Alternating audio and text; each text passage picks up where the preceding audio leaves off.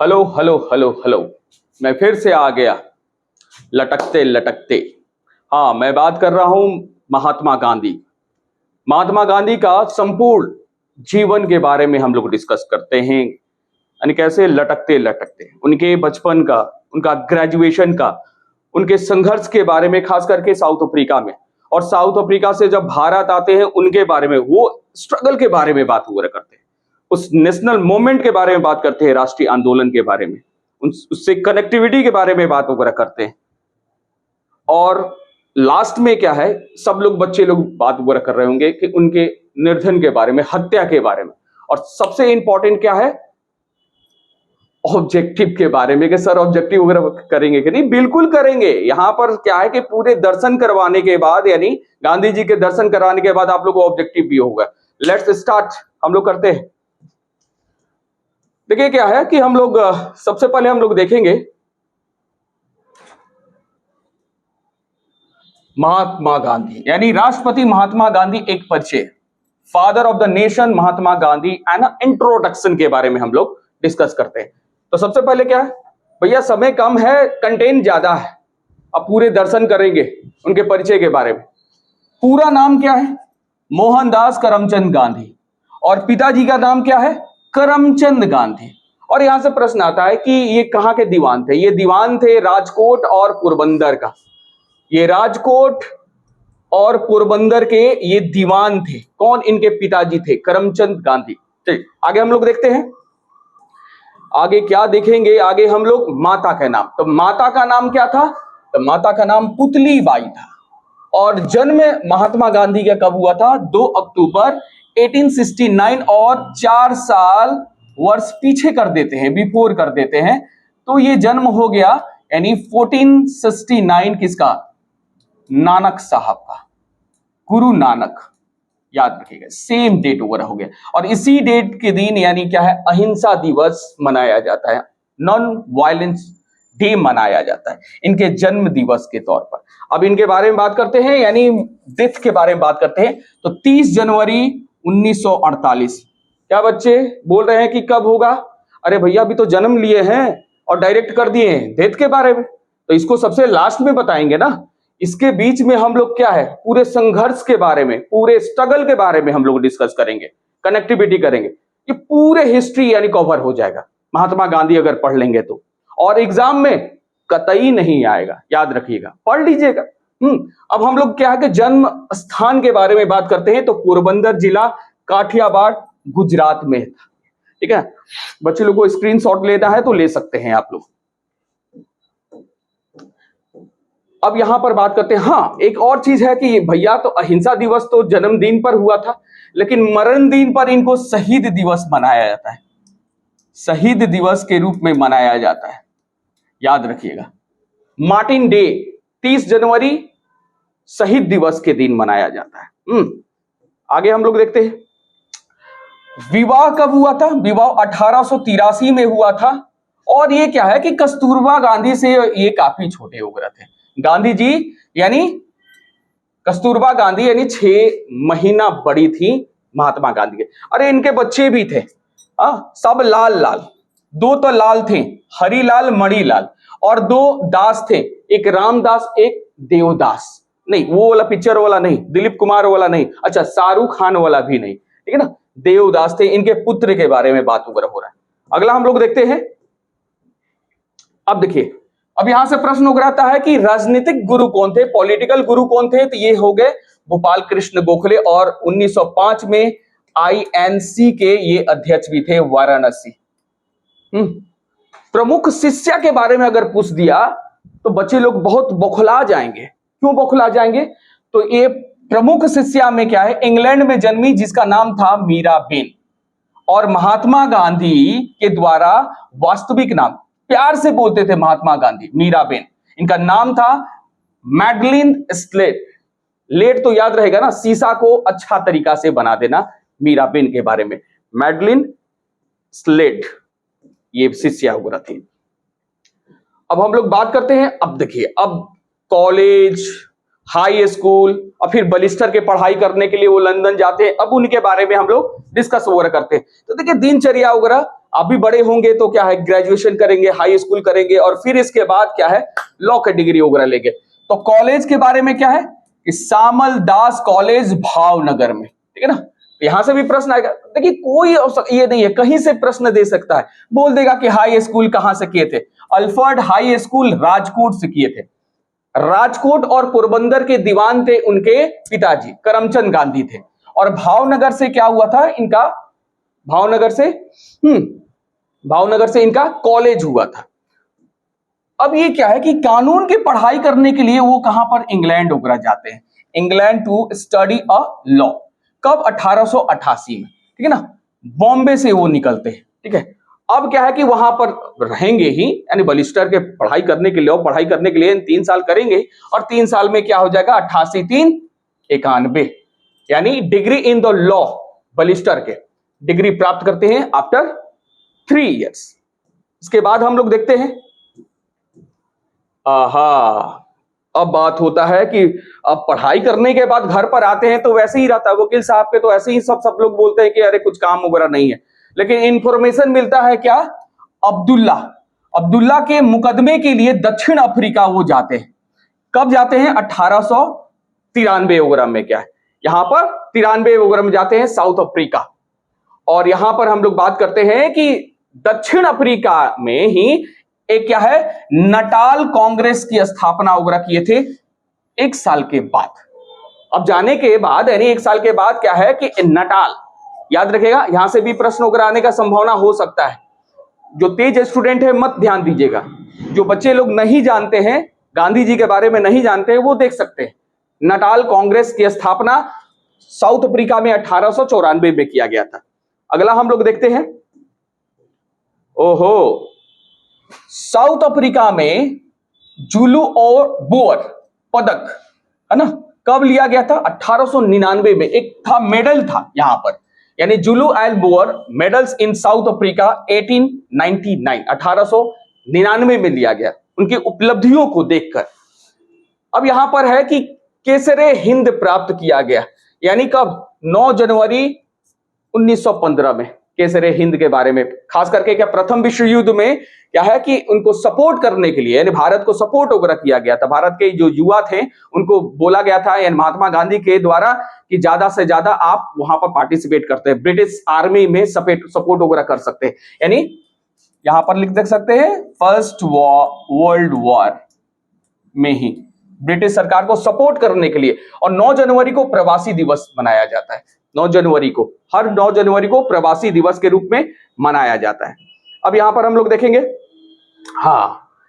इनके बारे में कि डरबन साउथ अफ्रीका में फिनिक्स आश्रम की स्थापना वगैरह किए थे।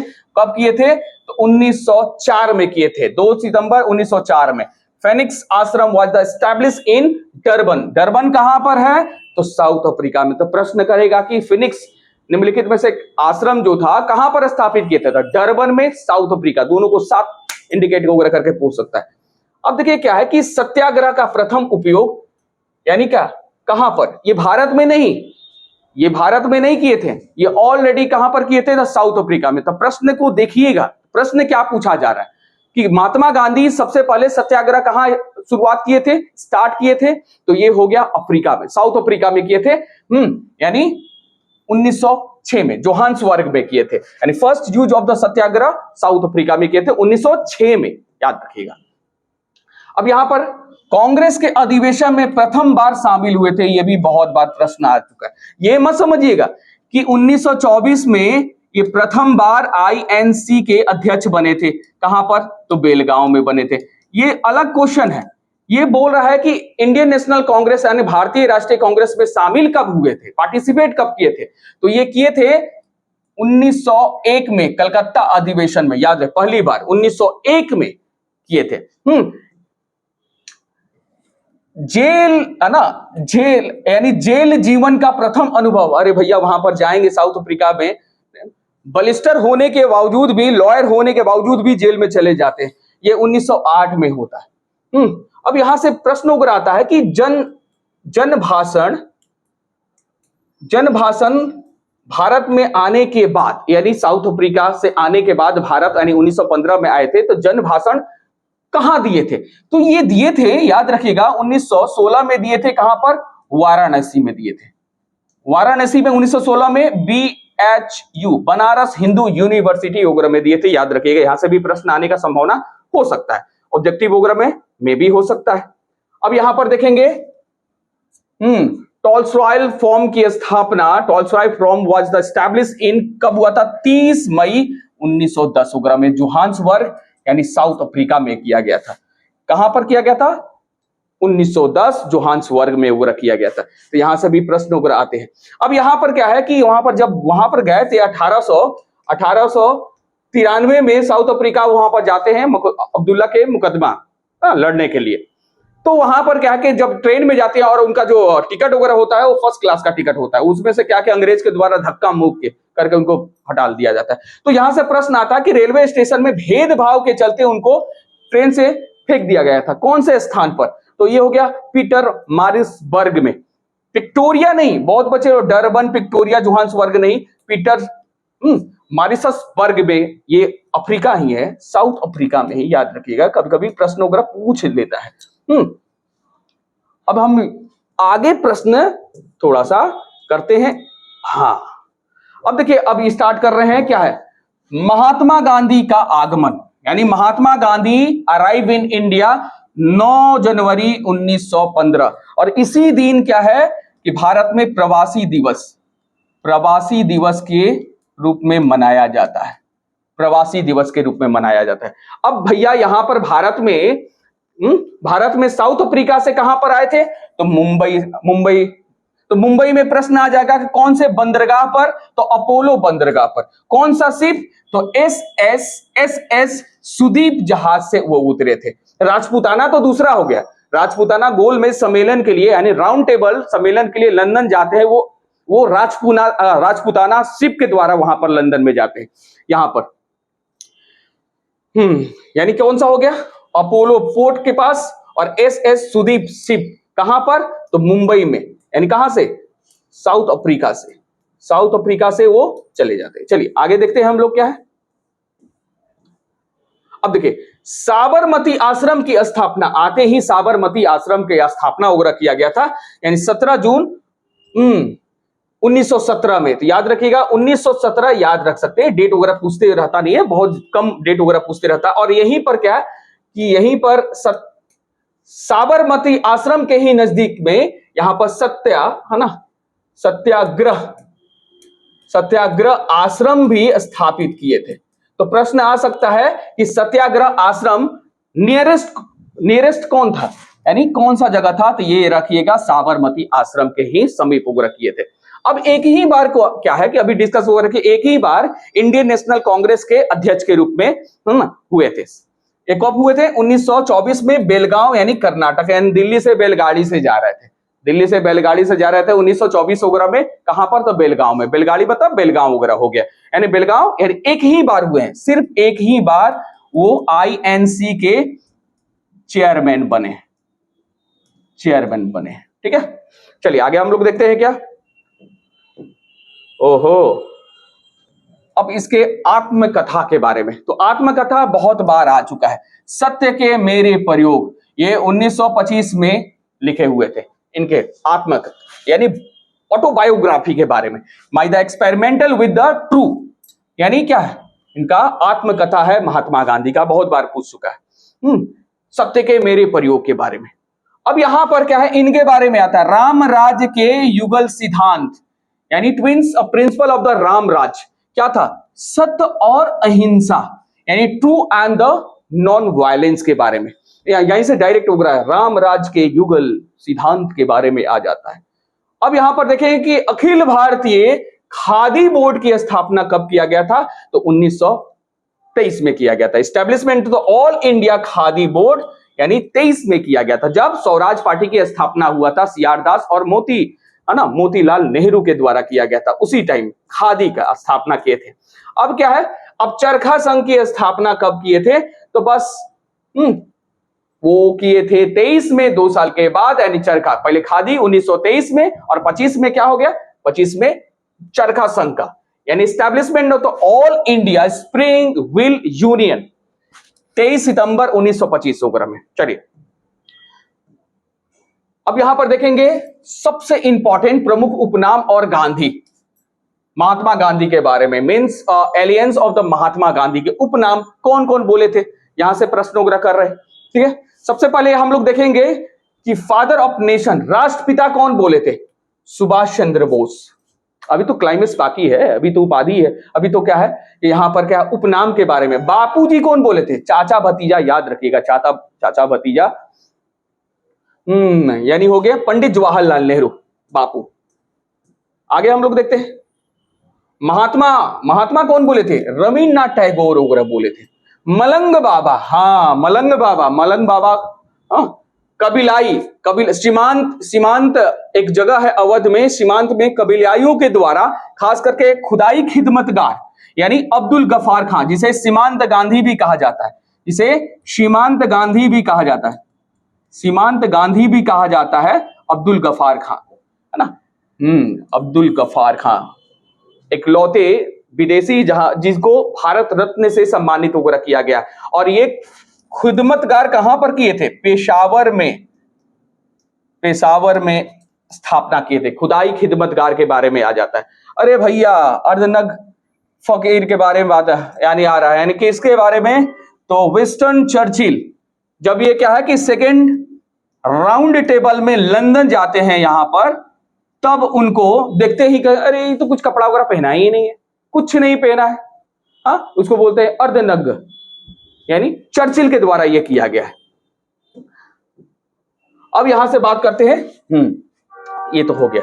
जादूगर कौन बोला था, तो यहां से प्रश्न वगैरह आने का संभावना है। जादूगर बोले थे शेख मुजीब उर रहमान। देखिए जितना बड़ा नाम है उतना ही वे विद्वान भी है, यानी शेख मुजीब उर रहमान के बारे में बात वगैरह कर रहे हैं। ठीक है, अगला हम लोग प्रश्न देखते हैं। हाँ अब बहुत ही इंपॉर्टेंट हो गया, यानी प्रमुख समाचार पत्र, मेजर न्यूज़पेपर कौन कौन था। तो सबसे पहले क्या है कि इंडियन ओपिनियन के बारे में बात हो रहा है। इंडियन ओपिनियन ये 1903 में साउथ अफ्रीका में ये न्यूज़पेपर था, याद रखिएगा। इंडियन ओपिनियन आएगा कि किसका है, तो महात्मा गांधी का। और कहां पर ये न्यूज़पेपर प्रकाशित किया जाएगा यानी पब्लिश किया जा रहा था, तो ये हो गया साउथ अफ्रीका में, याद रखिएगा ये साउथ अफ्रीका में। द ग्रीन्स अ पैम्पलेट ये हो गया, ये क्या है, ये साउथ अफ्रीका में नहीं, नाम है इंग्लिश, द ग्रीन पैम्पलेट, ये 14 अगस्त 1896 में ये राजकोट वगैरह में। यंग इंडिया के बारे में, तो यंग इंडिया 1919 में। और हरिजन हो गया, यहां से भी प्रश्न वगैरह आता है, पुणे में 1932 वगैरह में, यानी महात्मा गांधी। हाँ तो अभी तो चल ही रहा है इनका। अब देखिए इंपॉर्टेंट पुस्तक के बारे में बात वगैरह करते थे। इंपॉर्टेंट पुस्तक वगैरह क्या हो गया, अब यहां पर देखिए, यहां से प्रश्न होता है India of the my dreams के बारे में। अब देखिए यहां पर अनासक्ति योग के बारे में, ये क्या है 1929 में उत्तराखंड में। ये देखिए स्थानों के बारे में हम लास्ट में बताएंगे कि गांधी जी का इंपॉर्टेंट जो प्लेस था सात था, जिसे है ना कनेक्टिविटी वगैरह था, वहां से भी प्रश्न वगैरह आने का संभावना वगैरह हो सकता है। गीता माता, तो ये सब क्या पुस्तक वगैरह था, गीता माता। अब इसके बाद यहां पर भी हम लोग यहां पर देखेंगे, ये तो याद ही होगा, the story of the my experimental with the true autobiography था, यानी इनका आत्मकथा था महात्मा गांधी का। इसके बाद इनके बारे में आता है सत्य महापर्व के बारे में। हिंद स्वराज 1909 में किए थे, ये क्या बोले थे गांधी जी का वास्तविक दर्शन और पश्चिमी संस्कृति का विरोध करना था, यानी Gandhi ji through the philosophy and the opposed western culture को किए थे, यानी हिंद स्वराज। याद रखिए हिंद स्वराज से संबंधित प्रश्न अगर आ जाएगा तो महात्मा गांधी ही कीजिएगा। जो खराब बच्चे हैं उन्हीं के बारे में बात कर रहे हैं, इंटेलिजेंट तो जानते ही हैं हिंद स्वराज के बारे में। और भैया किसके बारे में कह रहा है, विद्यार्थियों सुनो विद्यार्थियों, जो तेज होंगे वो नहीं पढ़ेंगे, जो तेज नहीं है वही पढ़ेंगे। सुनो विद्यार्थी भी था इनके। आगे हम लोग देखेंगे। हाँ अब यहां पर क्या है कि major title of the Mahatma Gandhi के बारे में। अब यहां से हम लोग थोड़ा सा क्या करेंगे, हम लोग थोड़ा सा डीप पढ़ेंगे। डीप मतलब क्या है कि मॉडरेट टाइप में। अब ये फादर ऑफ द नेशन ये तो याद हो गया, सुभाष चंद्र बोस बोले थे। कब बोले थे 4 अगस्त 1944 को बोले थे। कहां पर बोले थे? जब गए थे वर्मा, ब्रिटिश और इंडियन आर्मी का युद्ध चल रहा था, यानी रंगून रेडियो से एक ब्रॉडकास्टिंग के जरिए, और बोले थे आपका आशीर्वाद चाहिए और शुभकामना चाहिए कि हम कैसे यहां पर विजयी प्राप्त करें, बस आशीर्वाद चाहिए। ये रंगून के रेडियो ब्रॉडकास्टिंग से प्रसारण वगैरह किए थे। अब देखिए यहां पर मलंग बाबा के बारे में बात हो रही है। तो मलंग बाबा क्या है? काबिल यानी खिदमतगार, यानी क्या है बात कर रहे हैं, यानी अब्दुल गफ्फार खां के बारे में। 1930 में सविनय अवज्ञान आंदोलन यानी सिविल डिसओबीडिएंट के टाइम में ही खुदाई खिदमतगार के कबीलियों के द्वारा नहीं, उसके नेतृत्व कौन करते थे? वो थे खुदाई खिदमतगार के कौन? सीमांत गांधी कहे वाले अब्दुल गफ्फार खां। अब यहां से प्रश्न उग्र होता है कि वन मैन बाउंड्री फोर्स के बारे में। वन मैन बाउंड्री फोर्स यानी कौन बोले थे? लॉर्ड माउंटबेटन बोले थे। क्या बोले थे? The work which 50,000 arm soldier can not do, यानी जो काम 50,000 हथियारबंद सिपाही नहीं कर सकते हैं, वो इकलौता महात्मा गांधी कर सकते हैं। लॉर्ड माउंटबेटन के द्वारा कहा गया था, ठीक है ना, उपाधि दिया गया था। अब यहां पर क्या है कि भर्ती वाला सार्जेंट कहा गया, यानी रिक्रूटमेंट और सार्जेंट कब कहा गया था? तो फर्स्ट वर्ल्ड वॉर यानी प्रथम विश्व युद्ध के दौरान। अब यहां पर क्या है कि अंग्रेज सरकार की तरफ से लड़ने के लिए लोगों को सेना में भर्ती करने के लिए बोले थे। जब क्या 1915 में आए थे 9 जनवरी महात्मा गांधी, प्रेरित किए कि आप कर सकते हैं, यानी it was a given to encourage peoples to join in British army. इसीलिए, ठीक है ना, इसीलिए इनको कहा जाता है भर्ती करने वाला सार्जेंट भी कहा जाता है। अब यहां पर ये तो बार बार आ रहा है अर्धनंग फकीर के बारे में, तो थोड़ा सा देख ले। विंस्टन चर्चिल अब ये कब बोले थे? तो द्वितीय गोल में सम्मेलन कहां पर हुआ था? लंदन में हुआ था। सेकेंड राउंड टेबल लंदन में किया गया था। अब यहां से प्रश्न उग आता है सेवाग्राम के बारे में। अब ये 7 स्थानों में एक स्थान भी था सेवाग्राम, ठीक है ना। सेवाग्राम कहां पर है? तो 1936 में किया गया था वर्धा से बहुत प्रेम करते थे महात्मा गांधी। वर्धा, अब वर्धे से ही स्टार्ट होता है क्या? सबसे बड़ा, यानी भारत का सबसे बड़ा मूवमेंट, आंदोलन कौन? क्विट इंडिया मूवमेंट, यानी भारत छोड़ो आंदोलन के बारे में। और वही बोले थे कांग्रेस के बारे में कि कांग्रेस से भी बड़ा, माने भारत में जितने बालू है उससे भी ढेर लगा देंगे कांग्रेस को करने में। बहुत गुस्सा हो गए थे और उसी टाइम बोले थे करो और मरो, अंग्रेजों भारत छोड़ो, यानी डू एंड डाई के बारे में बात हो रखी थे महात्मा गांधी। अब यहां से बात करते हैं भंगी शिरोमणि, यानी साउथ अफ्रीका के प्रवास के दौरान ही इनको कहा गया था। इसलिए कहा गया था यहां पर भंगी शिरोमणि, जब वहां पर गए थे ना तो सिर्फ सेल्फ अपने पर, यानी सेल्फ डिपेंडेंट उग्र थे, यानी क्या है मेहतर का काम उग्र करते थे, यानी बाथरूम साफ करना, झाड़ू लगाना सिर्फ अपने से ही करते थे। इसीलिए उनको साउथ अफ्रीका में प्रवेश के दौरान भंगी शिरोमणि कहा गया। और इनके कौन बोले थे? प्रेमवश बोले थे, जो फ्रेंड थे वहां के नजदीकी साउथ अफ्रीका में फ्रेंड थे जिसका नाम था प्रेमवश, ठीक है। आगे हम लोग देखते हैं, हाँ, कूली बलिस्टर जब वहां पर गए थे, वहां कोर्ट में जाते थे तो वहां के मजिस्ट्रेट और वहां के वकील दोनों बोलते हैं अरे भैया ये वकील नहीं है, कूली वकील है ना। पोर्टर्स, ये पोर्टर बरिस्टर हो रहा है। साउथ अफ्रीका के अंग्रेज मजिस्ट्रेट यानी British magistrate of the south Africa, और वकील और मजिस्ट्रेट साउथ अफ्रीका के बोलते थे कूली वकील बरिस्टर के बारे में बात करते हैं। अरे भैया तो लंदन से पढ़ के आए थे। कर्मवीर कहां इनको कहा जाता है? कर्मवीर भी कहा जाता है साउथ अफ्रीका के सहयोगी जो भी वहां पर गए हैं, वहां इंतजार किए, यानी लगभग 21 साल वहां पर रहे। तो प्रश्न आ सकता है कि साउथ अफ्रीका में गांधी जी कितने साल तक थे? तो डायरेक्ट प्रश्न आ जाएगा, तो 21 साल दिमाग में बैठा लीजिएगा, 21 साल। और 21 साल में बहुत ऐसे फ्रेंड बने और उन्हीं के द्वारा कर्मवीर नाम रखा गया। अब यहां पर क्या है? भिखारियों का राजा, the king of the beggar का कौन बोले थे? जब 1916 में वहां पर बनारस में जन भाषण देने गए थे, जन का भाषण स्पीच वगैरह देने गए थे, तब वही बोले थे पंडित मदन मोहन मालवीय जी बोले थे। क्या बोले थे? भिखारियों का राजा बोले थे। अब दो महात्मों का मिलन के बारे में कौन बोला था? सरोजिनी नायडू वगैरह बोली थी। यानी गांधी इरविन्स वेयर द एड्रेस, संबोधन की थी, गांधी इरविन को संबोधित किए थे कौन? सरोजिनी नायडू के बारे में बात करते हैं। अब चलिए हम लोग यहां पर बात वगैरह करते हैं। हाँ देखिए, केसरे हिंद, यानी केसरे हिंद प्रथम विश्व युद्ध के दौरान मिला था। कौन दिया था? ब्रिटिश सरकार की सहायता करने के उपलक्ष्य में, यानी assistant to the British government, यानी केसरे हिंद वगैरह मिला था। यानी क्या है, 1915 वगैरह में मिला था। यहां पर केसरे हिंद के बारे में हाँ लौटाते भी हैं, टेंशन वगैरह मत कीजिएगा। अब क्या है कि सबसे ज्यादा इंपॉर्टेंट यहां से है, अब क्या है कि महात्मा गांधी का, यानी महात्मा गांधी का जो बचपन है, हाई स्कूल, ग्रेजुएशन, लंदन गए, रजिस्ट्री की पढ़ाई पढ़ने के लिए, साउथ अफ्रीका वगैरह जाते हैं, बहुत सा कंटेंट वगैरह होता है। अब भारत वापस वगैरह आते हैं 9 जनवरी 1915 वगैरह में। अब यहां से कनेक्टिविटी वगैरह होता है नेशनल मूवमेंट, यानी गांधी का पूरा परिचय और नेशनल मूवमेंट को कनेक्टिविटी के सबसे ज्यादा इंपॉर्टेंट है ये यहां पर।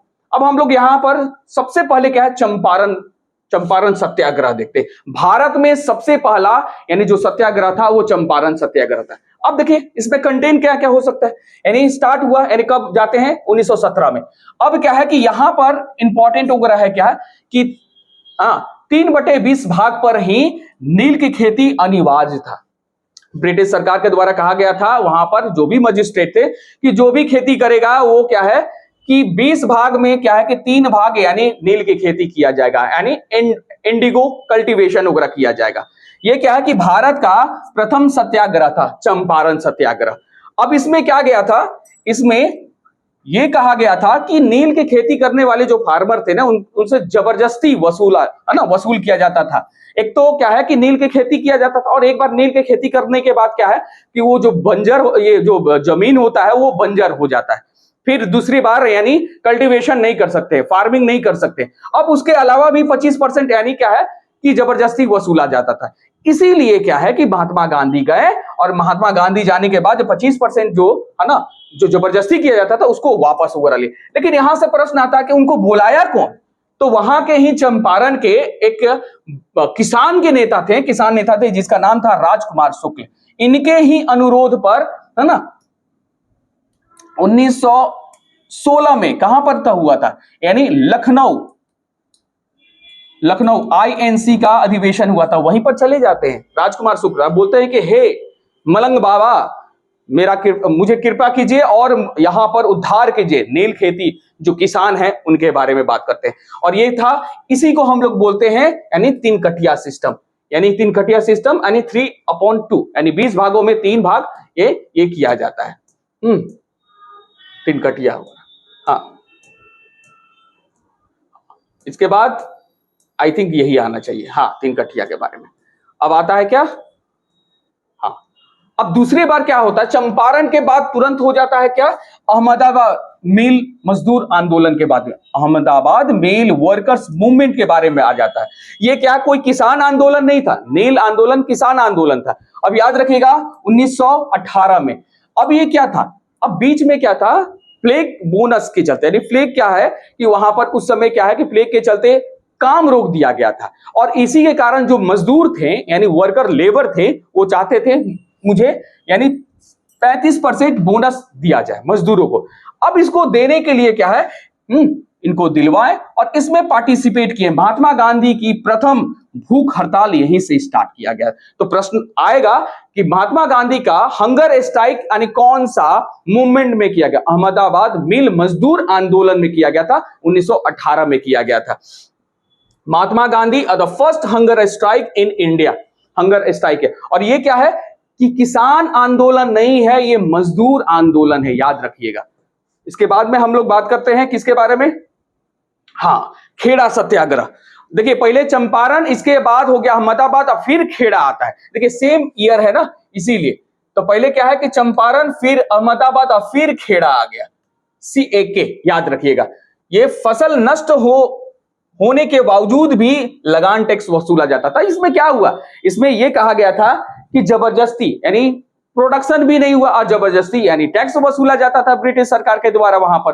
अब इसी के चलते है ना, महात्मा गांधी यहां पर खेड़ा गुजरात में जाते हैं और गुजरात में जाने के बाद विठल भाई पटेल भी शामिल हो रहे होते हैं। तो प्रश्न आता है कि कौन से यानी आंदोलन में, ये किसान आंदोलन था, वास्तविक किसान आंदोलन खेड़ा को ही कहा जाता है ना। तो विठल भाई पटेल थे, सरदार वल्लभ भाई पटेल वगैरह नहीं थे, याद रखिए। यहां पर क्या, यहां से प्रश्न उभरा सकता कि प्रथम वास्तविक किसान आंदोलन यानी Gandhi started his the first real formal Satyagraha, यानी जो वास्तविक किसान आंदोलन था वो खेड़ा ही था, जो कि अहमदाबाद मिल मजदूर आंदोलन से बाद में हुआ। 1918 में दोनों, कंफ्यूजन वगैरह मत कीजिएगा। चलिए आगे हम लोग देखते हैं। अब देखिए रोल एक्ट के बारे में, यहां पर क्या है, 8 मार्च 1919 में इस कानून को बिना वकील, बिना दलील और बिना अपील, ठीक है ना, कानून भी कहा जाता है, ब्लैक कानून भी कहा जाता है, यानी विदाउट लॉयर, विदाउट आर्गुमेंट और विदाउट अपील भी कहा जाता है। इसको ब्लैक लॉ भी कहा जाता है, काला कानून, मार्शल लॉ हुआ था वहां पर। अब यहां पर क्या है कि अब यहां से प्रश्न क्या आ सकता है, यहां से प्रश्न आ सकता है गांधी जी का अखिल भारतीय संघर्ष, संघर्ष के नेतृत्व सर्वप्रथम यहीं से रोल एक्ट से ही स्टार्ट होकर किए थे। Mahatma Gandhi first attempt to the lead on the all India struggle for the satyagraha was the against Rowlatt act. ये चीज यहां से रोल एक्ट के बारे में, ठीक है। नेशनल मूवमेंट में बहुत लोग पढ़िएगा, इतना ही, चूंकि कनेक्टिविटी है महात्मा गांधी और इससे रिलेटेड खिलाफत आंदोलन। अब इसके बाद क्या है कि यहां पर रोलेक एक्ट के बाद यानी खिलाफत आंदोलन के बारे में बात वगैरह करते हैं। ये क्या है, ये भी 1919 में किया गया था, लेकिन रोलेक एक्ट के बाद किया गया था। ये क्या हुआ था, फर्स्ट वर्ल्ड वॉर के, है ना, के बाद ये प्रारंभ किया गया था। फर्स्ट वर्ल्ड वॉर यानी 1900 समाप्त किया गया, 1918 में समाप्ति वगैरह होता है, वहीं से स्टार्ट होता है। कारण क्या था, भारतीय मुस्लिम तुर्की के सुल्तानों को खलीफा मानता था और वादा भी किया था ब्रिटेन कि देखिए आपके अगेंस्ट में हम लड़ रहे हैं, लेकिन मुस्लिम थे, भारतीय मुस्लिम थे, ठीक है, मैं आर्मी में ब्रिटिश आर्मी में पार्टिसिपेट करूंगा, लेकिन मेरा शर्त है कि तुर्की को कुछ न मत कहिएगा, क्योंकि हम भारतीय मुस्लिम यानी तुर्की के सुल्तान को खलीफा मानते हैं, ठीक है। अब यहां से क्या हुआ, अब यहां से काफी दुखी हो गए भारतीय मुस्लिम और खिलाफत आंदोलन स्टार्ट किए। महात्मा गांधी से कनेक्टिविटी क्या है, नवंबर 1920 में महात्मा गांधी को अध्यक्ष बनाया गया, और क्या है, महात्मा गांधी ने इसे क्या है, हिंदू मुस्लिम को राष्ट्रीय मंच बोला, यानी ऐसा खिलाफत आंदोलन, ऐसा मूवमेंट वगैरह था कि महात्मा गांधी ने बोला कि पहली बार हिंदू और मुस्लिम एक मंच पर हुए, यानी राष्ट्रीय मंच के तौर पर बोले थे। आगे हम लोग देखते हैं असहयोग आंदोलन, ये बहुत इंपॉर्टेंट है असहयोग आंदोलन के बारे में। देखिए यहां पर क्या है, असहयोग आंदोलन यानी स्टार्ट किया गया था यानी 1920 वगैरह में, 1 अगस्त 1920 में, और एंड हुआ था 1922 में। ये भी कारण बताएंगे इसके बाद वाला चौरा चौरी कांड वगैरह में। अब क्या है इसमें इंपॉर्टेंट क्या है कि 1 साल में स्वराज का नारा दिया गया था, इसी क्रम में 1920 और 22 के क्रम में 1 साल स्वराज का नारा दिया गया था, है ना। और बोले थे, क्या बोले थे, महात्मा गांधी बोले थे कि अंग्रेजी सरकार शैतान है, ठीक है ना। और इसमें ये बोला गया था, उस समय तिलक का निर्धन वगैरह हो गया था और तिलक स्वराज फंड स्थापित भी किया गया था, उनको फंडिंग किया गया था। अब इसमें क्या है, ये सबसे बड़ा जन आंदोलन था। तो प्रश्न आ जाएगा कि सबसे बड़ा जन आंदोलन कौन था, तो नॉन वायलेंस कॉर्पोरेशन, ठीक है ना, यानी असहयोग आंदोलन है, ठीक है ना। इसमें क्या है, नॉन वायलेंस कॉर्पोरेशन मूवमेंट होने से पहले केसरे हिंद लौटा दिया, है ना। याद रखिए 1915 में केसरे हिंद उनको मिला था, लेकिन 1920 में स्टार्ट होने से पहले क्या है, लौटा देते हैं केसरे हिंद, मुझे नहीं चाहिए, ठीक है ना, अंग्रेज वापस जाओ, वो तो बाद में कहेंगे, क्विट इंडिया मूवमेंट वगैरह में करेंगे। चलिए यहां पर देखिए, अब यहां पर क्या है, अब क्यों 1922 में क्या है कि वो वापस लेते हैं असहयोग आंदोलन के बारे में, तो कारण था चौरा चौरी कांड के बारे में। ये स्टार्ट किया गया था 5 फरवरी 1922 वगैरह में। क्या हुआ था, क्रूड भीड़ जो थे वो पुलिस के थाने में घेर कर और आग लगा दिया। इस आग में क्या है कि 22 पुलिसकर्मी वगैरह मर चुके, है ना। और क्या है, इसके लीडर कौन थे, इसके लीडर थे भगवान अहिर। 22 पुलिसकर्मी के मारने में लीडर, जो बड़े लीडर होते हैं, लीडरशिप करते हैं, उन्हीं का नाम आ जाता है, ठीक है ना, भगवान अहिर। अब महात्मा गांधी का कनेक्टिविटी क्या है, अब महात्मा गांधी उस समय बारदोली के सत्याग्रह में काफी व्यस्त हो गए थे। तो बारदोली में यानी 12 फरवरी 1922 में वापस ले लिए, है ना। अब यहां से प्रश्न उठ सकता है कि चौरा चौरी कांड यानी इस घटना को देखकर यानी महात्मा गांधी ने असहयोग आंदोलन वापस कर लिया, वो उस समय कहां पर थे? तो यहां पर याद रखिएगा वो बारदोली के पास थे। वो 12 फरवरी को वापस ले लेते हैं, यानी क्या, असहयोग आंदोलन के बारे में। अब यहां पर क्या है कि 10 मार्च 1922 में क्या है, ब्रिटिश, है ना, ब्रिटिश तो समझ गया था कि इनको अरेस्ट करना बहुत जरूरी है, तो 10 मार्च 1922 में ब्रिटिश गवर्नमेंट ने इन्हें अरेस्ट कर लिया। परंतु 6 वर्ष के कैद यानी कंटिन्यू 6 वर्ष तक कंटिन्यू रहते हैं।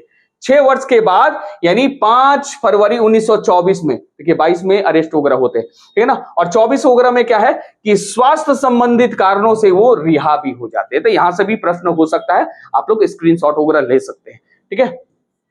अब यहां से हम लोग देखेंगे, ये सबसे ज्यादा इंपॉर्टेंट है, सभी ने अवज्ञान आंदोलन, ये शुरुआत कब किया गया था? 1930-31 में किया गया था, इसे सिविल डिसओबीडिएंट वगैरह कहा जाता है। यहां से प्रश्न आने का बहुत संभावना है, बहुत संभावना होता है, यहां से प्रश्न आता है, ठीक है, कि महात्मा गांधी और सिविल डिसओबीडिएंट के बारे में। अब यहां पर क्या है कि कांग्रेस वर्किंग कमेटी के पूर्ण स्वराज प्राप्त करने के लिए क्या है, सिविल डिसओबीडिएंट करने का अधिकार किसको दे दिया गया? यानी गांधी जी को दे दिया गया, गांधी जी को दे दिया गया, ठीक है ना। यानी कांग्रेस वर्किंग कमेटी के बोले कि पूर्ण स्वराज आप स्थापित कीजिए, और इसी से संबंधित यह है, सभी ने अवज्ञान आंदोलन शुरुआत कीजिए, गांधी जी आपको पूरी तरह से यानी ऑथोरिटी वगैरह दे रहे हैं, और वही स्टार्ट करते हैं सभी, यानी सिविल डिसओबीडिएंट स्टार्ट करते हैं। अब इसी में शामिल हो जाता है क्या, नमक कानून के बारे में। डांडी मार्च हो तो याद ही होगा, है ना। और इसमें सिविल डिसओबीडिएंट में क्या बोले थे, विदेशी वस्तुओं को बहिष्कार करना है, यानी फॉरेन जो आइटम्स है उसको बॉयकॉट करना है। इस सिविल डिसओबीडिएंट में महात्मा गांधी बोले थे। ये याद रखिएगा, 12 मार्च 1930 में ये गांधी जी ने 78 जो वॉलेंटियर थे, समर्थक थे, उनके साथ साबरमती से कहां पर 390 किलोमीटर यानी लगभग 240 माइल्स ट्रैवल करने के बाद वो डांडी पहुंचते हैं, रन ऑफ कच्छ पहुंचते हैं, ठीक है ना। और वहीं पर क्या है, जाने के बाद यानी ब्रेक डाउन और शॉल्ट यानी नमक कानून को तोड़ देते हैं, और वहीं से स्टार्ट होता है सविनय अवज्ञान आंदोलन यानी सिविल डिसओबीडिएंट वगैरह।